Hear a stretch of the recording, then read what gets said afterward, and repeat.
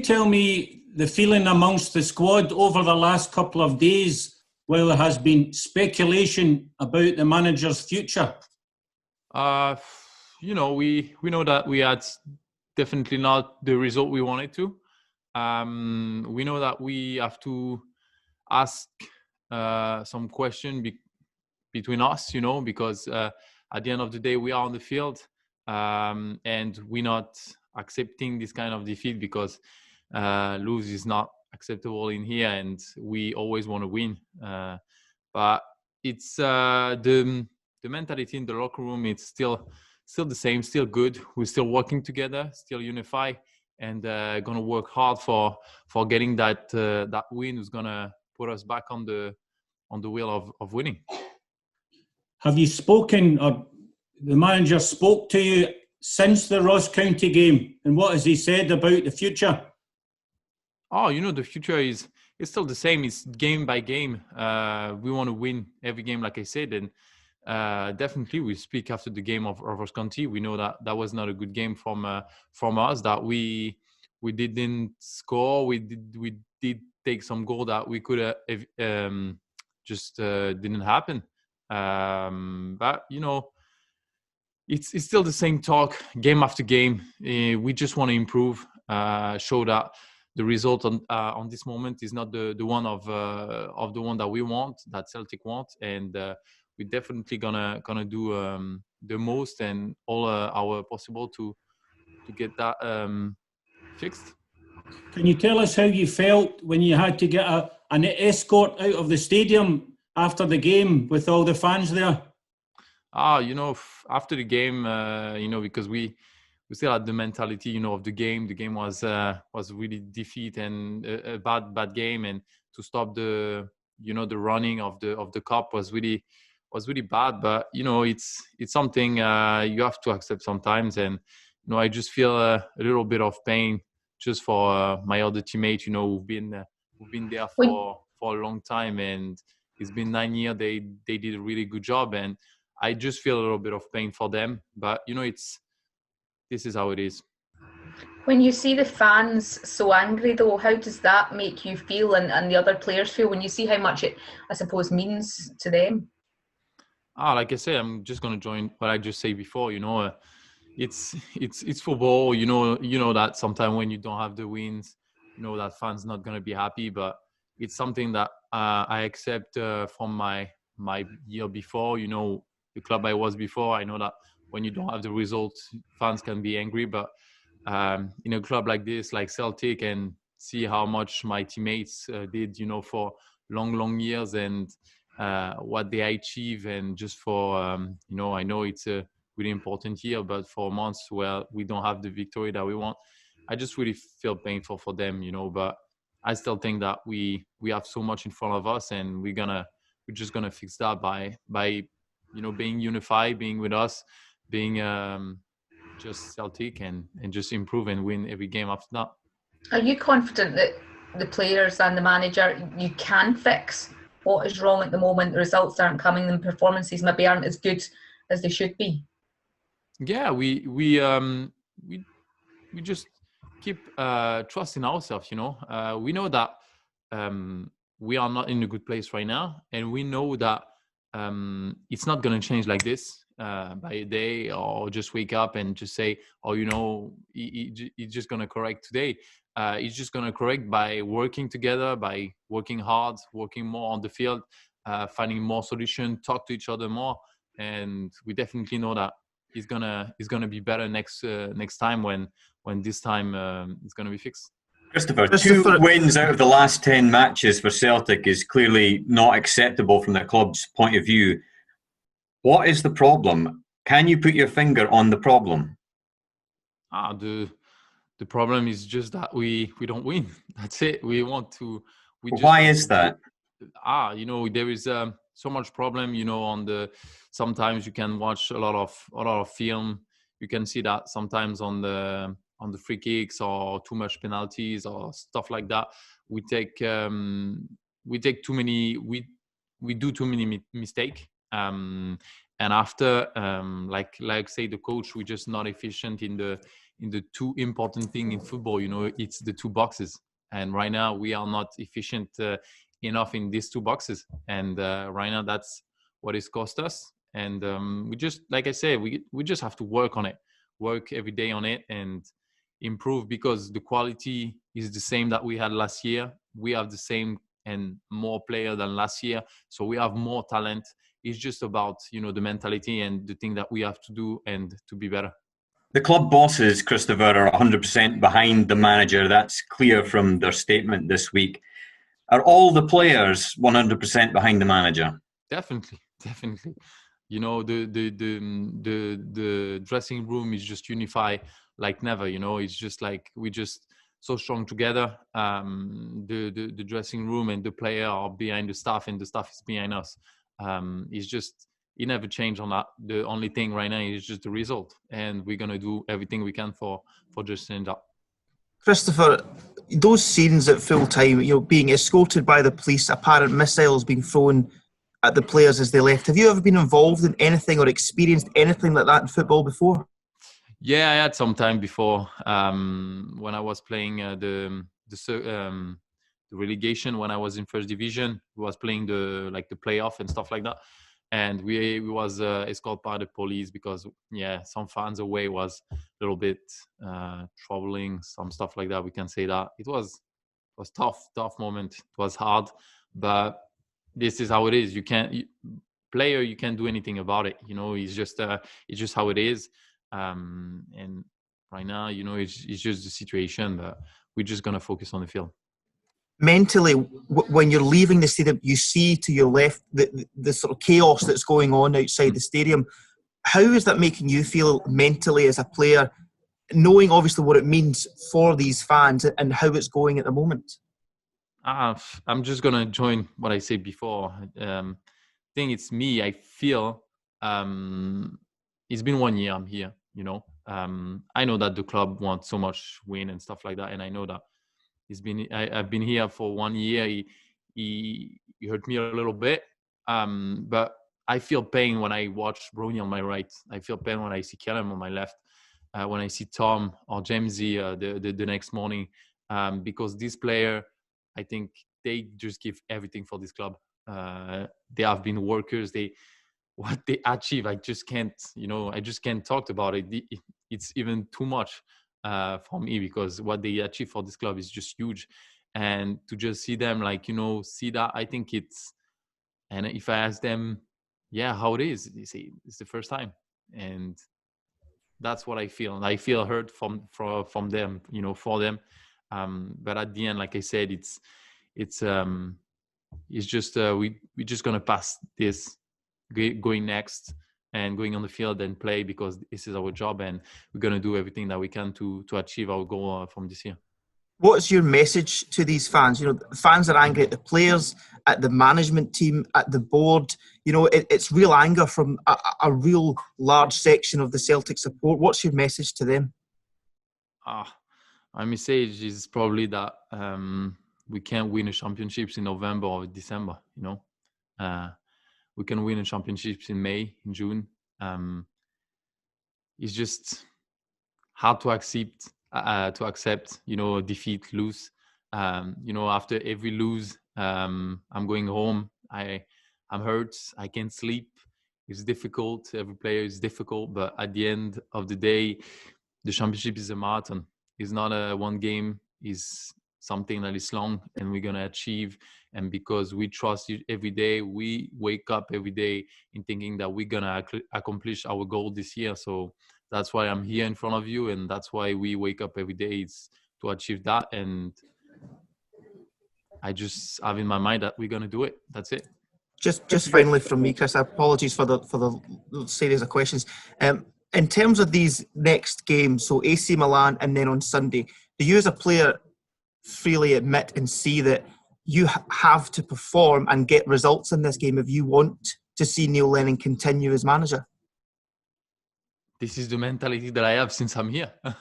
It's been 1 year I'm here, and what you just say is just the mentality that Celtic want every game.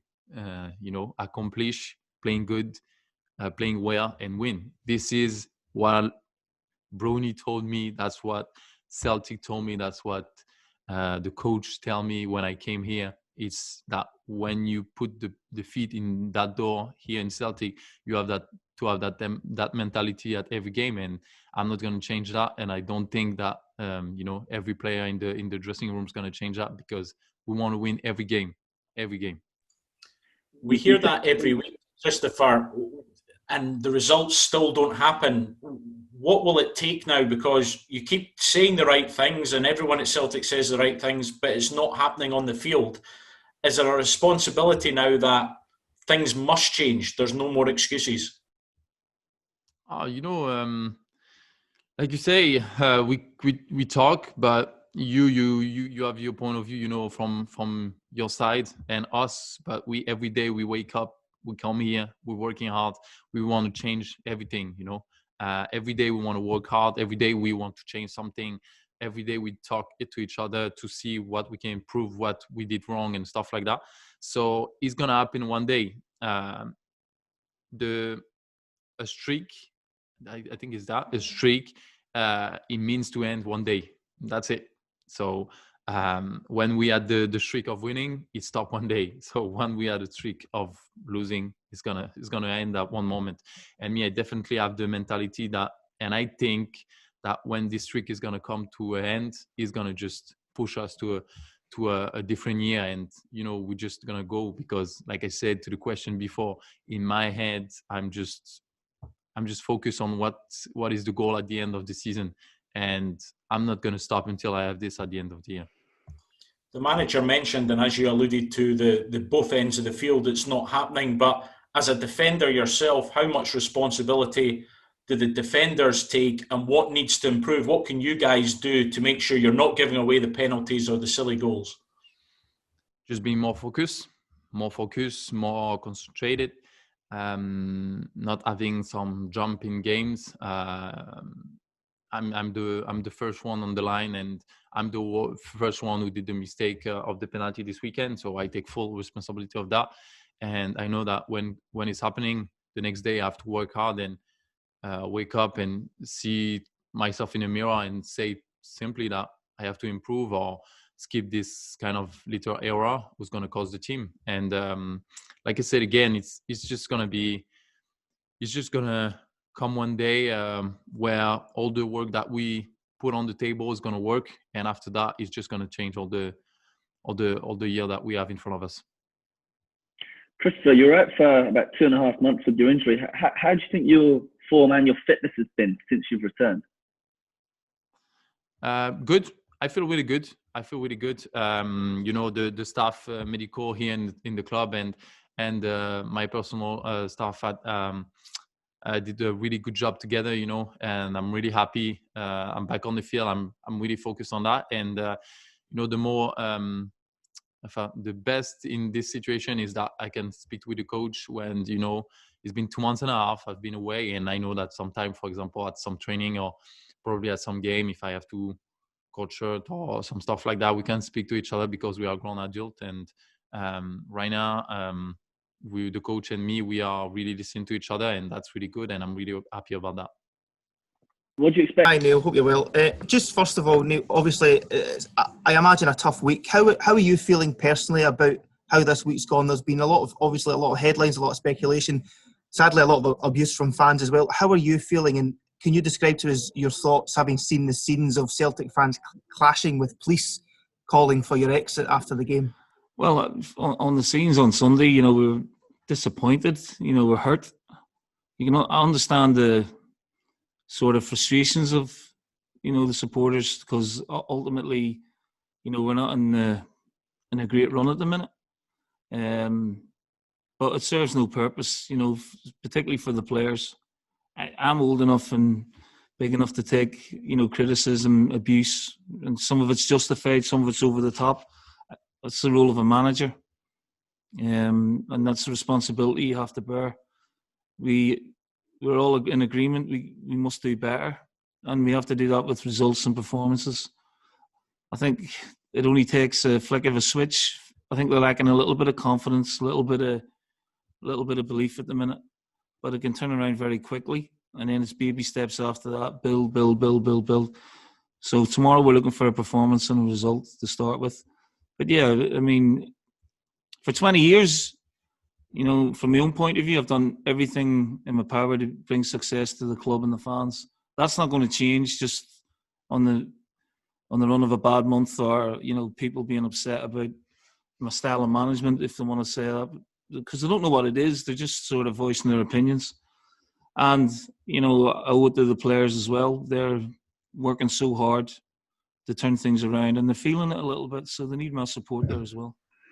Peter Lawwell put out a statement last night saying that you have his backing. I know you had a Zoom call with Peter and Dermot last week. Have you spoken to them again after the result on Sunday?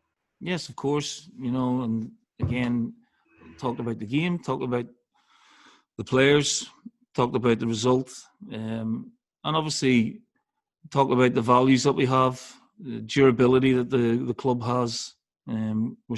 We're strong. We're not in great shape at the minute in terms of results and performances, but I've got, you know, a great relationship with them. It doesn't count for anything if the results keep going the right way, because then they have a decision to make. But we're not near that point yet, and they believe in me, and I believe in what we're trying to do. I believe in my backroom staff as well. So I know it sounds like I'm repeating myself time and time again, but we do believe we'll turn it around and quickly. Neil, you feel you've obviously got the 100% backing from the club hierarchy. As you said at the weekend, you're kind of scratching your head as to what is going on with the team in terms of this run of just 2 wins in the last 10 matches. You've got the backing of the club hierarchy. Do you feel confident that you've still got the backing of the players? Yeah, why wouldn't I? A lot of fans have been talking, obviously, in the week just about how they feel that there's a disjointedness about the team and how the team's maybe not all pulling in one direction. Well, look, they're going through a bad spell, and that's what happens in a bad spell. You know, players try too hard sometimes, or players lose a little bit of confidence. I didn't think there was a hell of a lot wrong with the performance. We give a poor goal away, you know, we're in good position, we give a penalty away, and again, you know, we've switched off with a set play. The body language of the players was good. They're trying to find the solutions, as we all are. But we have to end this run. You know, we have to get back to being consistent. The performances haven't been great all season, to be fair, you know, compared to last season. I do think not having an atmosphere in the stadium has subconsciously played on it. And they're just feeling a little bit, I wouldn't say fragile, that's the wrong word. Just a little bit sort of struggling to find the answers at the minute among themselves as to what's going wrong. It's really hard for them to pinpoint what the matter is, and it can only come back with the togetherness. I don't see any disjointedness among the group. It's difficult because they only see each other out on the training grounds because we're in different dressing rooms, and sometimes that can play a little role in it as well. But they're definitely determined to turn things around. They're hungry. They felt the wrath, if you want to call it, of the supporters. It surprised some of them. It shook a few of them up. But they want to put things right for them, and obviously the club and myself as well. Can that spur them Given up? what happened after the game on Sunday, in your heart of hearts, did you think that was over for you? Not in my heart of heart, but, you know, I could understand if that would have been the case, yeah. And how grateful are you to get, I mean, obviously, solid backing from Peter Lawwell and Dermot and the board? Well, I'm very grateful. You know, there's, again, we talk about this durability. They're not a board that just sack managers for the sake of it. You know, we've had great success. We're going through a tough time, but they don't sort of leave you out on the lurch. There's great support here. There's great support from supporters, letters, emails. There's been great support from other managers in the game and the LMA who've seen it all before and probably deal with this on a daily basis. From my own point of view, you know, it's really encouraging and comforting, and I've had great support from the players as well.